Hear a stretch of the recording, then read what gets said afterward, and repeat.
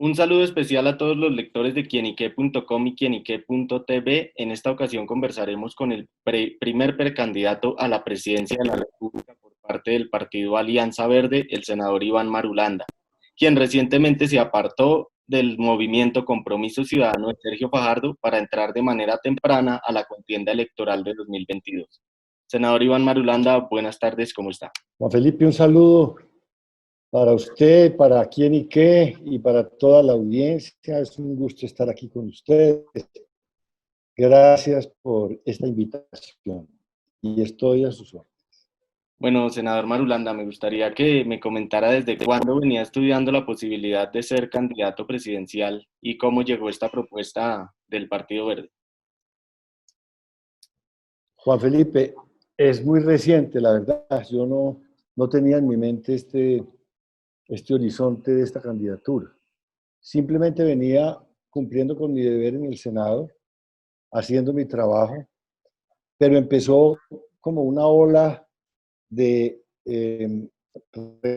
reclamos en el sentido de pedirme presentara, que me presentara, que por qué no daba el paso de presentarme al proceso presidencial. Y hace unos pocos meses me senté pues con la familia a examinar el tema, a consultar con ellos y la decisión, y aquí estoy. Es realmente eh, un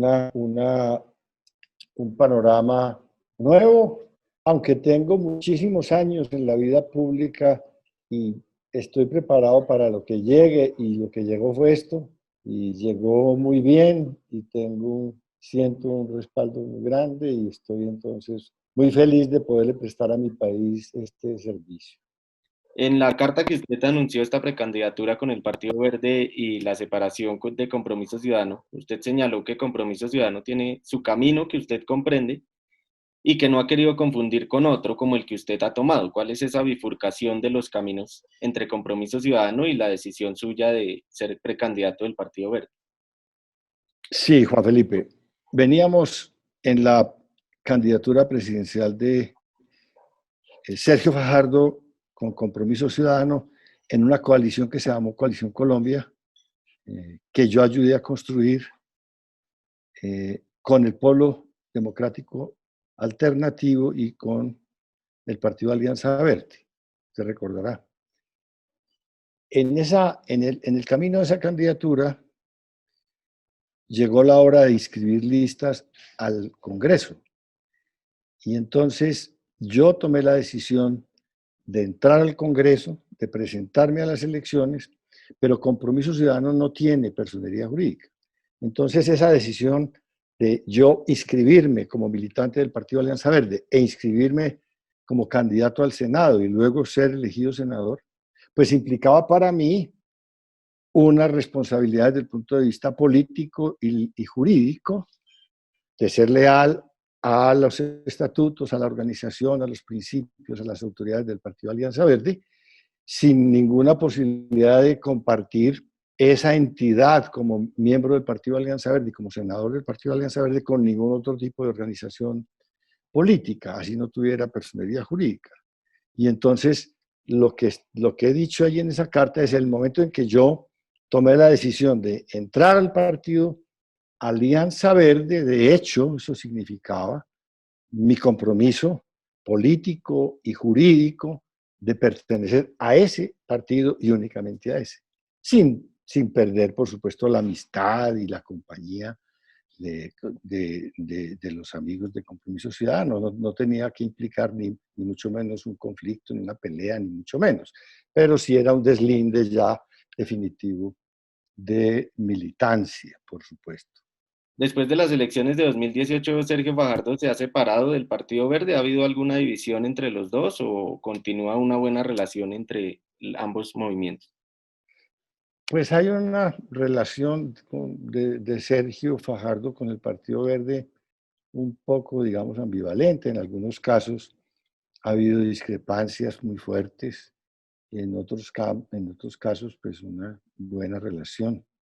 Eh, eh, por ejemplo, para las elecciones de alcaldes, Sergio Fajardo y Compromiso Ciudadano presentaron una candidatura de alcaldía en Cali, distinta a la del Partido Alianza Verde, a competir con el candidato del Partido Alianza Verde, pero al mismo tiempo en Bogotá apoyaron a la candidata del Partido Alianza Verde. Entonces, digamos que no es una relación uniforme, sino de distintas formas y significados según las circunstancias y según los casos. Pero no pertenecen al Partido Alianza Verde. Sergio Fajardo no pertenece al Partido Alianza Verde, ni Compromiso Ciudadano, por supuesto, tampoco. ¿Usted cree que había una posibilidad de que Sergio Fajardo llegue a unirse con el Partido Verde a las elecciones del 2022? Si se refiere a la posibilidad de que él ingrese al Partido Verde y se haga parte del Partido Verde, pues esa es una posibilidad que siempre está abierta. Yo no sé si las circunstancias se den para que haya un acuerdo en ese sentido, ni si él quiera hacer esa incursión por el Partido Alianza Verde, porque tendría entonces que someterse a los estatutos del Partido Alianza Verde y a todo este procedimiento de selección de un candidato único del partido, y no sé si él esté dispuesto a hacer ese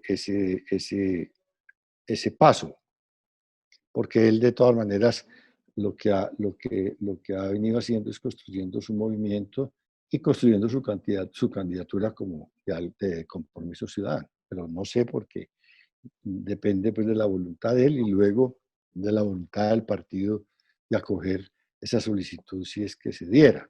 Ahora, otra posibilidad es que el Partido Alianza Verde elija una candidata o un candidato a la presidencia de la República en este proceso interno que tenemos. Y entonces, eso sí, más adelante, después de que se dé esa selección, que se demora más o menos un año, 10 meses, un año, en ese momento el Partido Alianza Verde va a estudiar la situación política del país para buscar la posibilidad de hacer una coalición con otras fuerzas políticas y con otros candidatos. Y por supuesto, en esa segunda etapa es probable, claro está, llegar a un acuerdo con Sergio Fajardo y con otros actores políticos. En Colombia ya no es posible que un partido elija presidente de la República hace mucho tiempo, sino que los presidentes se eligen por coaliciones. Y entonces aquí va a haber una coalición también en este caso, y lo que no sé es con quiénes, porque no sabemos todavía cómo estará el tablero político para las elecciones presidenciales, pero claro que sí va a haber una coalición y por supuesto si Sergio Fajardo está ahí, el Partido Alianza Verde seguramente tendrá en cuenta esa opción de hacer una coalición con él y con otros actores políticos, por supuesto, con varios, no con uno solo, sino con varios. La posibilidad de que esa alianza, de que en esa coalición esté Gustavo Petro es posible, todavía existe o está completamente negado que llegue a haber un acuerdo con Gustavo Petro? Juan Felipe, lo que hemos decidido en el Partido Verde es lo siguiente. Vamos a abocar primero esta etapa interna de selección de una candidata o un candidato a la presidencia, sin hacer ninguna consideración con relación al panorama político, sin vetar a nadie, sin cerrar ninguna puerta, sino concentrados en este proceso. En su momento, después de que tengamos candidata o candidato presidencial, el partido examinará todas las posibilidades y decidirá con quiénes iría a una coalición y por lo mismo a una consulta interpartidista para escoger un solo candidato de una coalición que vaya a primera vuelta presidencial con un solo candidato. ¿Cuáles son los retos de los sectores alternativos o de centro izquierda para llegar a la presidencia? ¿Cuáles considera que son como los retos que deben superar tanto el Partido Verde como las demás fuerzas políticas de centro izquierda? Tal como yo lo veo, Juan Felipe, el primer desafío es definir un programa y un proyecto de país a la luz de estas realidades contemporáneas que son unas realidades novedosas por la pandemia, por la crisis económica, por la crisis social, por la crisis política. Y construir desde esa nueva realidad una visión de país, un proyecto de país y unas políticas de Estado que conduzcan a la recuperación de Colombia y a la unificación de los colombianos y las colombianas. Que estamos divididos, que estamos fraccionados, es un país que necesita reconciliación, que necesita unirse para enfrentar su destino y su futuro y construir un camino de esperanza para las generaciones del porvenir. Ese es el desafío tal como yo lo veo desde el Partido Verde. Y es el que nos hemos impuesto. Ahora, no sé todavía las demás fuerzas cómo están viendo la situación. Eso es una cosa que tenemos que observar para ver cuál es el alcance que tiene el pensamiento de los demás actores políticos, para saber con quiénes podríamos hacer una alianza.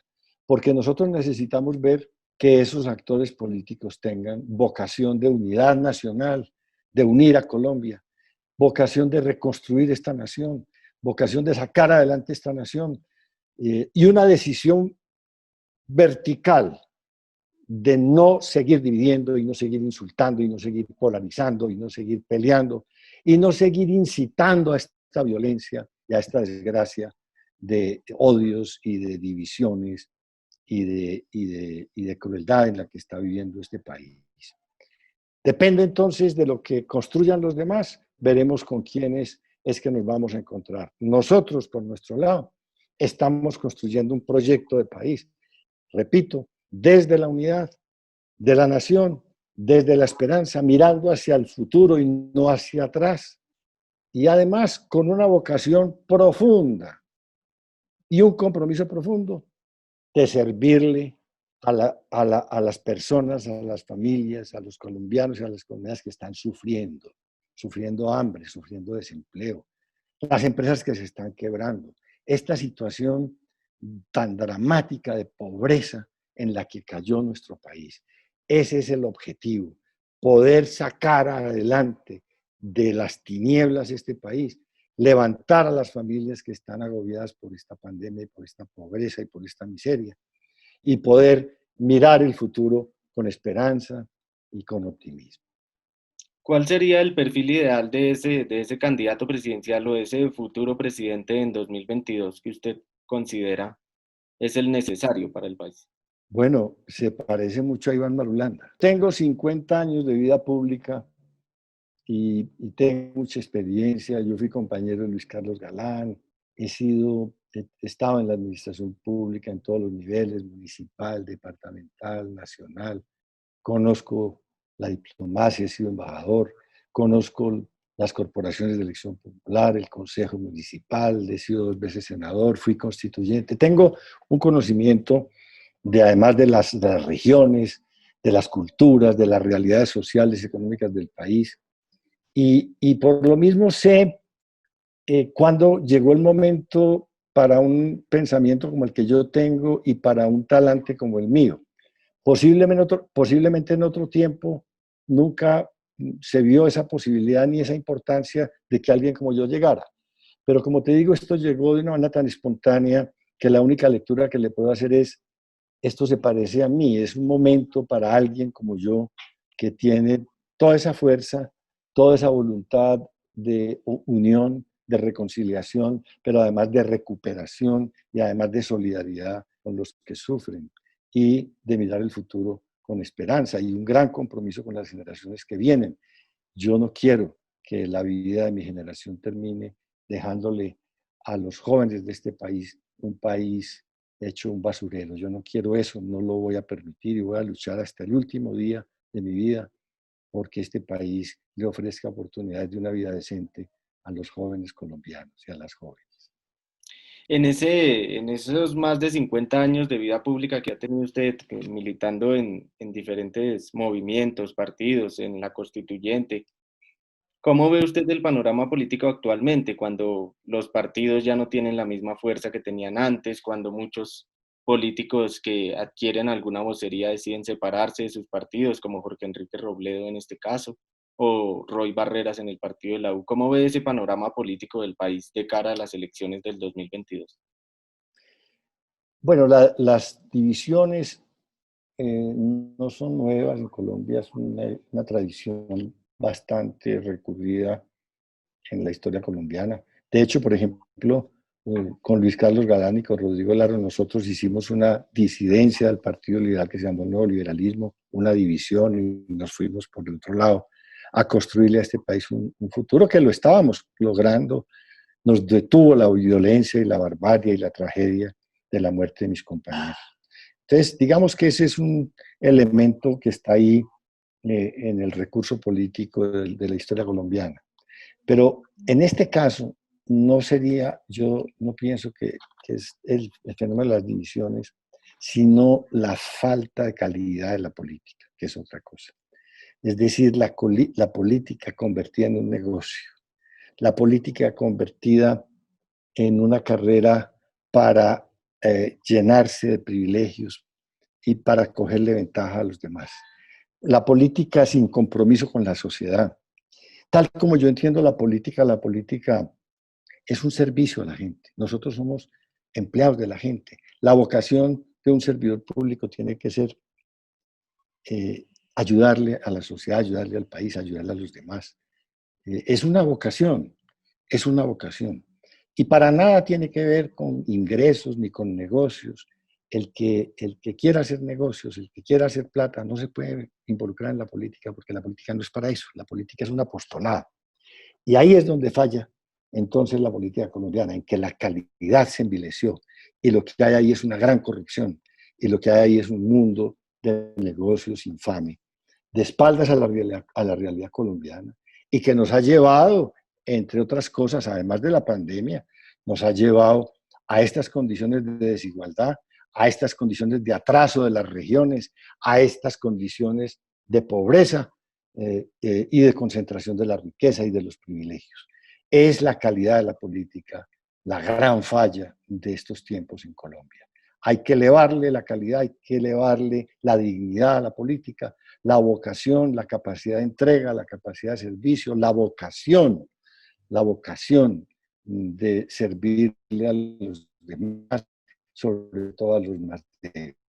Ahí es, digamos, que se necesita para reivindicar la política colombiana. ¿Cuál es el sector más fuerte que usted ve para las elecciones de 2022? El Partido Alianza Verde es, y es una respuesta muy sincera. Yo siento que los demás partidos se están deteriorando, se están derrumbando. Y mírenlos usted uno a uno. En cambio, nosotros estamos consolidándonos, estamos trabajando en los aspectos ideológicos, estamos ganando terreno en las alcaldías municipales, en los consejos municipales, en las gobernaciones, en las asambleas, en el Congreso. La bancada del Congreso es admirable. 9 senadores, 10 representantes a la Cámara dedicados a trabajar día y noche, hombres y mujeres, de una manera realmente ejemplar. Y ahora este proceso de consolidar un programa que esté apuntando a la realidad de estos tiempos, a esta tragedia que estamos viviendo en tiempos de la pandemia. Y además este proceso de buscar a través de mecanismos internos un candidato, eso muestra un vigor político que no tiene ningún otro partido. Los demás se están dividiendo, los demás no tienen este tipo, digamos, de escenarios democráticos y de construcción colectiva como el Partido Verde. ¿Cómo ve al uribismo? ¿Cómo cree que el uribismo podría volver a poner presidente en estas nuevas elecciones? Hay dos factores que hay que tener en cuenta para analizar el partido Centro Democrático. Es un partido tan potente, pues, y que ha tenido una preeminencia tan grande en los últimos tiempos en la política colombiana. Dos factores. Uno, pues la condición personal de su líder, que no es cualquier líder, es una persona como líder político relevante, una persona que tiene 20 años de estar predominando con su poder, con su mensaje, con su mente, con su acción política en este país. Y entonces la situación de él es una situación difícil, es una situación que ocupa toda su atención, toda su carga espiritual, su energía, su vida diaria, diría yo, porque tiene que defenderse ante los tribunales de unos cargos muy graves. Y entonces, pues, derrumbado, digamos, o desplazado ese líder a esa circunstancia tan difícil y tan precaria, pues es una pérdida muy grande para ese partido. Y por otro lado, tiene otro factor también que constituye para el Centro Democrático una situación muy crítica, y es que el gobierno lo ha hecho muy mal. El gobierno del Centro Democrático, el gobierno del presidente Duque, se ha equivocado profundamente en la comprensión de los acontecimientos y en la forma como ha reaccionado para atender esta crisis tan dramática, que es la crisis peor de la historia en Colombia. Con seguridad que aquí no ha habido un tiempo más difícil en la historia. De hecho, para la humanidad entera, para el mundo entero, seguramente esta es la crisis más profunda y más grave de los últimos 100 años. Y el gobierno se paralizó, el gobierno no entendió este momento y ha tenido una respuesta más que precaria. Ha sido un gobierno nulo, un gobierno equivocado, un gobierno mala calificación. Y eso, por supuesto, afecta tremendamente también al Centro Democrático, porque el país quiere, y así lo sé porque lo siento, un cambio, quiere un relevo, no quiere más de esto, no quiere más de esto. Ese acuerdo político del que me habla que debería trabajar el Partido Verde de cara a las elecciones, ¿estarían todos los sectores? ¿Podría incluirse incluso el Centro Democrático, el Conservador, otros partidos de derecha dentro de ese acuerdo político? Estamos primero construyendo nuestra propia visión de partido, solo del Partido Alianza Verde, y esto va a tomarnos, yo diría que los 4 primeros meses del año entrante. Y por supuesto que al mismo tiempo vamos a seguir trabajando en estas campañas internas de los candidatos y las candidatas verdes por la selección de un candidato o una candidata única. Ahí estamos ocupados. Pensamiento del Partido Verde, candidatura del Partido Verde. Ahí estamos un año. Después de esto, hay que mirar, como te decía ahora, cómo es el panorama y con quiénes tenemos las coincidencias fundamentales que nos permitan hacer una coalición para presentarle un frente unido al país. Esa segunda etapa, seguramente, después de que se haga un acuerdo y se identifiquen esos interlocutores, seguramente va a haber una construcción de un programa común de la coalición. Y entonces nosotros llegaríamos a esa conversación con nuestro propio proyecto de país, con nuestro propio programa, a hacer una discusión con los demás miembros de esa coalición para llegar a un solo programa y poder ir a elecciones presidenciales, entonces todos unidos bajo una misma bandera y bajo un mismo pensamiento político. Es un proceso de construcción.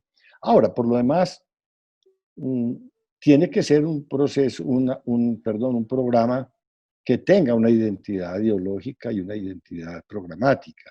Y es muy difícil que en un programa quepan el pensamiento de la extrema derecha, el pensamiento del centro y el pensamiento de la izquierda. Eso no es posible, porque no son compatibles. Precisamente son visiones de Estado diferentes y son diagnósticos distintos sobre la realidad colombiana. Yo pienso que la coalición es viable entre sectores de centro y centro izquierda. Bueno, me gustaría preguntarle, usted es el autor de este proyecto de Coca Regulada que busca superar un poco la idea política de la guerra contra las drogas. ¿Cuáles son, incluida la guerra contra las drogas, esas ideas políticas que se sostienen dentro del gobierno colombiano, pero que ya no, ya está demostrado su fracaso en la política colombiana? Bien lo has dicho, Juan Felipe. Llevamos más de 40 años en una política de criminalización, de penalización de los consumos de sustancias psicoactivas y por lo mismo también de la producción y la distribución de esas sustancias en el mundo. Esos son acuerdos y convenios y tratados hechos en el marco de la Organización de las Naciones Unidas. Pero esos 40 años o más de esa política nos han demostrado que esa política no sirvió. Pues no sirvió porque cada vez tenemos más hoja de coca y cada vez tenemos más cocaína en Colombia y cada vez más consumo en el mundo y cada vez más narcotráfico en el mundo. Al punto que Colombia tiene cerca de 200.000 hectáreas de hoja de coca, que es un volumen inédito, inimaginable de cultivos de hoja de coca en su magnitud. Y está exportando el 90% de la cocaína que se consume en el mundo, Juan Felipe. El 90%, más 1.400 toneladas métricas al año. Luego, después de 40 años, si ese es el resultado, pues hay que decir, esto simplemente no sirvió. Pero es que además hay que agregarle lo siguiente, que en la mitad del camino van quedando muertos, cadáveres, jóvenes, jueces, políticos, líderes sociales, líderes indígenas, policías, soldados, de todo. Esto es una matanza, esto es un baño de sangre, esto es una locura, pero además una corrupción impresionante que penetró inclusive muy poderosamente la política, las instituciones del Estado, la economía. Este es un país destruido por el narcotráfico, destruido por donde usted lo mire, por donde usted lo mire, las instituciones resquebrajadas.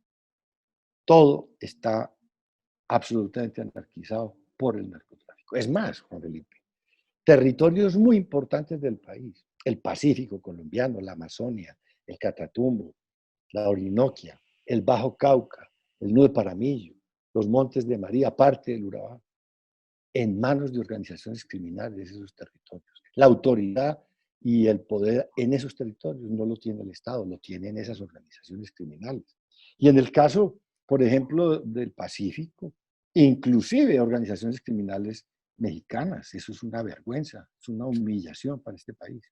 Entonces, ante ese mapa, la inteligencia normal de cualquier ser humano, pero sobre todo pues, de alguien que tenga la responsabilidad de mirar desde el Estado y desde los cargos públicos la situación, como es mi caso, yo soy senador, pues la obligación es decir, esto fracasó, busquémosle otro camino, busquémosle otra fórmula, esto ya no sirve. Y entonces, en esto llevo reflexionando muchos años. Yo te decía ahora, pues a mí me asesinaron a mis compañeros, a Rodrigo Lara, a Luis Carlos Galán, en esta tragedia de esta guerra contra el narcotráfico. Entonces, desde eso yo vengo pensando y observando. He vivido todo este tiempo pensando en esto. En Italia, que fui embajador ante las agencias de Naciones Unidas con sede en Roma, estuve observando y estudiando el fenómeno. En Italia hubo un referendo en aquella época, por ahí del año 93 o 94, yo estuve allá 3 años, un referendo para despenalizar el consumo de sustancias psicoactivas, un referendo pedido por la ciudadanía y que tuvo un éxito impresionante. Ganó la despenalización, pero además estuve en reuniones internacionales de partidos progresistas europeos discutiendo el tema, desde la política de la mitigación del daño y la disminución del riesgo, y desde la política de salud pública. En fin, muchos años. Y cuando llegué al Senado, pensé, llegó el momento en que tengo que ya como senador, pues presentar una propuesta. Y he estado estos 2 años, estuve los primeros 2 años, desde el 2018 hasta el año pasado, hasta ahora pues, hasta mediados de este año, estudiando el proyecto. Callado la boca, no quise decirle a nadie con mis colaboradores, pensando y trabajando en el proyecto. En el mes de diciembre del año pasado, yo sentí que era necesario vincular a las comunidades indígenas. Entonces le pedí una cita al senador al senador Feliciano Valencia, que es un senador indígena de la comunidad Nasa de Cauca, que es un gran senador y un gran hombre, una persona muy respetable y muy importante. Le pedí una cita, le dije, senador, aquí estoy en su oficina para decirle, yo estoy trabajando en esto, tengo este borrador. ¿Usted por qué no estudia este borrador con sus comunidades y me dice si quisiera que trabajáramos sobre este borrador y preparar ya un proyecto en el que estemos de acuerdo los dos y ustedes pues en las comunidades indígenas para presentarlo al Congreso? Y así fue. Hace por ahí un mes largo, y después de muchas consultas con las comunidades indígenas, yo estuve inclusive en una reunión con autoridades y con mayores de las comunidades indígenas, unas 70, en una reunión virtual muy importante, de unas 6, 7 horas, no sé cuánto estuvimos ahí, estudiando el proyecto, ellos preguntando, ellos proponiendo, ellos aconsejando, y hasta que ajustamos el proyecto entre todos y presentamos entonces el proyecto. Presentamos el proyecto que es una visión nueva del problema, que nosotros estamos seguros que es el camino para salir de esta tragedia, de la guerra contra el narcotráfico, que nos está dejando un balance desastroso en la historia colombiana. ¿En qué ha fallado la política colombiana? Pues vemos que la guerra sigue vigente aun cuando se firmó un acuerdo de paz con las FARC, aun cuando se han hecho esfuerzos para lograr esa paz, pero la guerra sigue vigente. ¿Cuáles son esos errores que se han cometido en la política para no salir de esa situación? Bueno, lo más importante, a mi juicio, Juan Felipe, para notar es que mm, aquí hay una cosa curiosa en la historia colombiana y es la siguiente. Mm, Los dos hitos más importantes de mi generación, a mi juicio, desde mi visión de las cosas. Lo más importante que hemos visto en la historia colombiana, mi generación, eh, son dos hitos. Uno, la constituyente, la constitución del 91, y el otro, el acuerdo de paz. Yo creo que esos son los momentos cenitales de la historia contemporánea. Lo curioso es que Colombia le entrega esos hitos a los enemigos de esos hitos. Cuando hicimos la Constitución en el año 91, vinieron ese mismo año unas elecciones de Congreso y el país eligió a los enemigos de la Constituyente. Lleva 50 contrarreformas a la Constitución, 50. Llegaron a destruirla, a destruirla. Curioso, un país lleno de euforia porque tenía una nueva constitución y eligió a las personas que querían destruirla y en efecto le han hecho mucho daño. No la han destruido del todo, pero le han hecho daño. Y sobre todo que no la han puesto en práctica. Eso es lo más triste. Y el segundo hito, que fue el acuerdo de paz, igualmente se lo entregó a este gobierno que es enemigo de ese acuerdo, que le había declarado la enemistad y la censura de ese acuerdo desde el plebiscito. Y por supuesto este gobierno llegó a desmontarlo. No lo pone en operación, no cumple los acuerdos que están allí concertados como acuerdos de Estado, como compromisos de Estado que están en la Constitución, que están en la ley, que deben estar en las políticas públicas y que no están.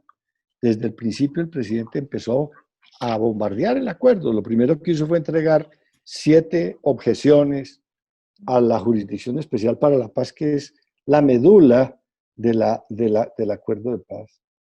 Y entonces, de ahí para acá, pues todo lo que han podido hacer lo han hecho. No es sino mirar los presupuestos, en los presupuestos no ponen las partidas que se necesitan, no hacen las políticas agrarias que se convinieron ahí.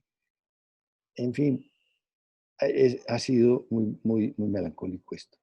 Ahora, el otro aspecto que hay que señalar en la respuesta de tu pregunta es precisamente el hecho de que este tema del narcotráfico es un obstáculo tremendo. para la paz. Porque estos tipos que tienen esas organizaciones criminales tan poderosas, primero tienen en sus manos el negocio más poderoso que hay en Colombia, que es la exportación de cocaína. Y esa riqueza la invierten en muy buena parte en armarse y en armar ejércitos y en hacer la violencia. Y entonces esta gente, para mantener esos territorios en sus garras y a esos campesinos en sus garras, están matando permanentemente a la gente, a la fuerza pública, a los campesinos, a los líderes sociales, a las comunidades indígenas. Entonces, en esas condiciones eso es imposible. Por eso nosotros propusimos el proyecto de ley sobre regulación de la coca, que precisamente el primer paso es que el gobierno compraría la totalidad de la cosecha de hoja coca, totalmente la compraría el gobierno a precios del mercado, de tal manera que esas comunidades campesinas, 200.000 familias campesinas, que hoy son perseguidas por el Estado, harían parte del Estado, de la civilidad, de la nación normal y de plenitud de derechos. Y entonces, en el mapa de esta guerra, quedarían del lado del Estado colombiano y del lado de la paz, pues 200.000 familias que hoy están al margen y que están siendo perseguidas por la justicia y por la fuerza pública. Y le quitaríamos la materia prima a los narcotraficantes con la que están produciendo la cocaína que exportan. Le quitaríamos esa materia prima, se la entregaríamos al Estado en su totalidad. Y entonces, de esa manera, aislaríamos a esas fuerzas armadas, espurias, criminales, delincuenciales, y podríamos combatirlas más fácilmente. Usted me habla de que siempre que ha habido algún proceso importante en el país, llega otro gobierno que no está de acuerdo y de alguna manera socava esos esfuerzos. ¿Habría alguna solución para que no pase eso? ¿De pronto algún acuerdo programático entre los partidos o alguna forma de que no suceda esa situación? Gran pregunta, y gracias, Jorge. Esa es la pregunta. Mire, eso no tiene sino una solución. Llegar a la conciencia de la ciudadanía, para que entienda al ciudadano común y corriente que este país le pertenece, que el destino de este país está en sus manos y que elegir es asumir una responsabilidad de decidir cuál es el destino y el camino de esta nación. Votar no puede seguir siendo un ejercicio inocuo, inocente, ignorante, ni la gente puede seguirse abstrayendo de la responsabilidad electoral. Hay que decirle a la gente, ¿usted quiere que este país cambie? Pues métase en la mente qué país quiere. Diga usted, decida en su conciencia qué país quiere. Y busque los candidatos que se parezcan a ese proyecto de país que usted tiene en su mente. Pero asume esa responsabilidad de pensar qué es lo que usted quiere y qué es lo que usted quiere para sus hijos y para su sociedad. Y eso conviértalo en un pensamiento dirigido a todas las opciones políticas que hay para que usted escoja personas que vayan allá al poder a hacer lo que usted quiere que hagan. Es que hoy tenemos en el poder y hace muchos años un montón de gente en el Senado, en la Cámara y en la Presidencia de la República y del gobierno. Un montón de gente que ni el país conoce siquiera, que el país no sabe quiénes son ni cómo piensan. Eso no puede seguir pasando. La gente tiene que preguntarle a los candidatos, mi querido Juan Felipe, venga a ver, usted quiere ir al Senado, usted quiere ir a la Cámara, usted quiere ir a la Presidencia de la República, ¿y usted qué piensa de esto? ¿Y usted qué piensa de esto? ¿Y usted qué piensa? Y cuando usted encuentre a alguien que se parezca a lo que usted tiene en la cabeza, pues vote por esas personas. Y eso es lo único que nos puede garantizar a nosotros un cambio. Pero si las campañas políticas siguen siendo con compra de votos y si siguen siendo la explotación de las emociones de la gente con la rabia, con el discurso incendiario o con la publicidad, estamos perdidos, porque entonces estamos en manos de una sociedad que no tiene conciencia y que no sabe para dónde va y no sabe qué es lo que quiere. Senador Iván Marulanda, muchas gracias por las respuestas y el tiempo que concedió a quienique.com y Quienique TV. Le deseamos éxitos en su precandidatura presidencial por el Partido Verde y esperamos que tenga un muy buen día. Gracias, Juan Felipe. Muchas gracias por este espacio, por esta conversación tan interesante. Un saludo a toda su audiencia, aquí en Ique. Mm, Hace muchos años fui columnista aquí en Ique. Y bueno, y para ti también un saludo muy especial, con mi gratitud. Muy amable, fue un placer. Asimismo, a todos nuestros lectores de quienique.com y Quienique TV que siguieron esta entrevista, los invitamos a seguirnos en nuestras redes sociales y a visitar nuestra página quienique.com.